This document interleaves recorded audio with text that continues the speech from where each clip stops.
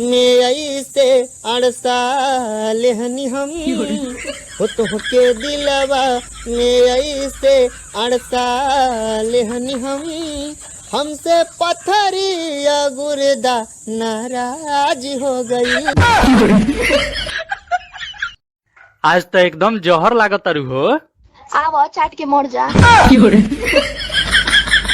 का रे साला हरामी, बोल रे साला दोगला। आज ले तो हमरा घर के हाथ ना लगैलस, ते काहे लगैली हस?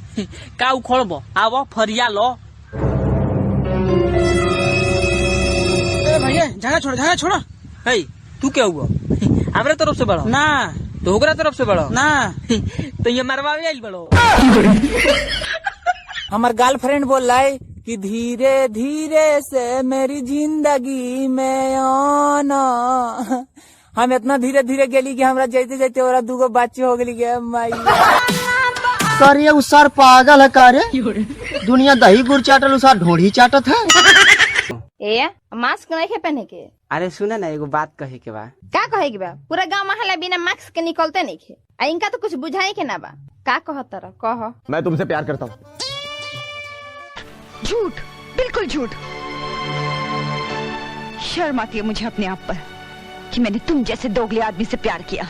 ये तो वक्त ही बताएगा कि तुमने क्या प्यार किया और हमने क्या प्यार किया।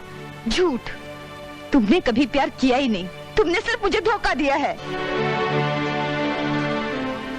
मैंने प्यार नहीं किया। मैंने तो फिर ये बंदूक मेरे हाथों में किसने थमा दी? मेरे ही प्यार ने इतनी नफरत मेरे अंदर किसने भर दी?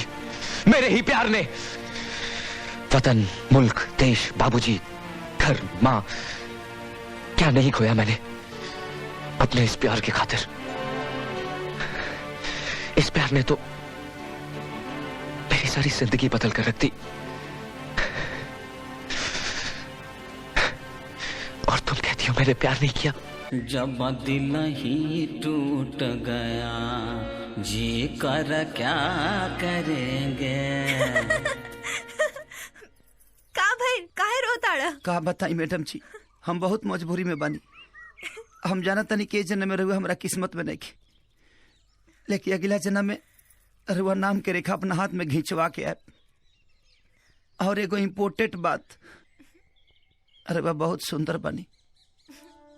हमरो से सुंदर लौका रुआ मिल जाए, एगो अच्छा लड़का देख के बियाह कर ले। और त्रिभुवना ठीक नहीं खेरवा खाती, वो भैंसा लोटबा। का भाई काहे दुखी होता नहीं मैडम जी? हमके पता बा कि रउआ हमरा से प्यार करे लगल बानी। अरे ना ना, ऐसन बात नहीं खे। तो जे भी बाड़ा, जैसन भी बाड़ा, ना जाने काहे तोरा साथे बात करे में हमरा बहुत अच्छा लागत रहे। पर अब तो तोहर शादी हो जाई तो तू अब तो हमरा मिले ना आई बा, बस यही से। ऐसे कैसे ना मिले? अरे वो जब भी बुलाए हम घप देना चल। चल झूठा, तो शादी के बाद हमरा से मिलबा कि अपना मेहरारू से? मेहरारू तो मजबूरी होली, लेकिन रउआ तो हमार पसंद है ना। अच्छा, अब बस बहुत हो गई। अब घरे जा जल्दी, ना तब पता चली कि दूल्हा के बगैर ही बारात चल गई। जी मैडम जी, हाँ? एगो हमार आखिरी इच्छा पूरा कथी तनी हक दीना। का?